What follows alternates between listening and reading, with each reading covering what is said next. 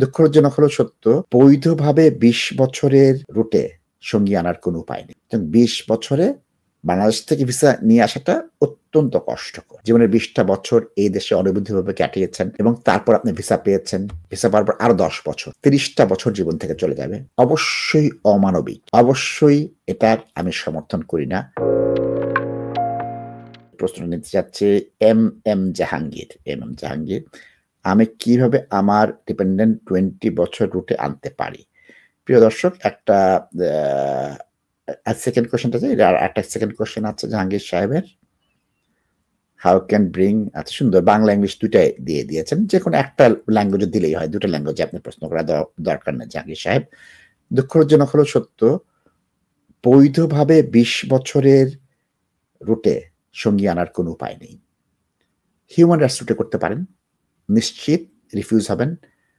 আদালতে যে আপনি যেতে আসতে হবে, আপনার বিশেষ অবস্থান কি, এক্সেপশনাল সার্কামস্টেন্স কি, আমাদের আইন হচ্ছে তোমাকে দিব না, তুমি কেন আনতে চাচ্ছ? ২০ বছরে বাংলাদেশ থেকে ভিসা নিয়ে আসাটা অত্যন্ত কষ্টকর। দেখা গেল ২০ বছরের রুটে বিলেতে কেউ আছেন, বিলেতে অনিবন্ধিত অভিবাসী ছাত্র বা অন্য যে কাউকে বা ছাত্রীকে বিবাহ বন্ধনে আবদ্ধ হলেন, এখানে বিয়ে রেজিস্ট্রেশন করলেন। এইখান থেকে হিউম্যান রাইটসটা অনেক স্ট্রং, কারণ কি একসঙ্গে থাকবেন। এখন ২০ বছর পর বাংলাদেশে গেলেন, বিয়ে করলেন, ২ মাস পরে দেশে চলে আসলেন, ওই ফ্যামিলি লাইফটা খুব একটা জোর এখানে আদালতে দেয়া হয় না।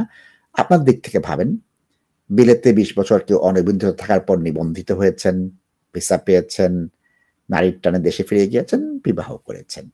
এখন এখানে সন্তানদের স্কুলের সিট হচ্ছে না, চিকিৎসার অভাবে মানুষ মারা যাচ্ছে, টাকার অভাবে রাস্তা ঠিক করতে পারতেছে না, মিলিয়ন মিলিয়ন পাউন্ডের বোম তৈরি করে বিভিন্ন জায়গায় বোমগুলো সাপ্লাই দেওয়া হচ্ছে, দুস্থ অসহায় মানুষের বেনিফিট কেটে দেওয়া হচ্ছে, ইএসএ পিআইপি কেটে দেওয়া হচ্ছে, বেনিফিটে টান দেওয়া হচ্ছে, ট্যাক্স বাড়িয়ে দেওয়া হচ্ছে, এনআই বাড়িয়ে দেওয়া হচ্ছে।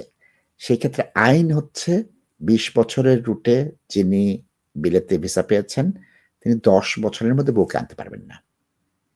জীবনের ২০টা বছর এই দেশে অনৈবৈধভাবে কাটিয়েছেন এবং তারপর আপনি ভিসা পেয়েছেন। ভিসা পাওয়ার পর আরো ১০ বছর, ৩০টা বছর জীবন থেকে চলে যাবে। অবশ্যই অমানবিক। অবশ্যই এটা আমি সমর্থন করি না। আইন তো আইন দর্শক। সুতরাং এই আইনটা আপনার জন্য, আপনার মতো অন্য সবার জন্য সমভাবে প্রযোজ্য, অন্য সবার জন্য সমভাবে প্রযোজ্য।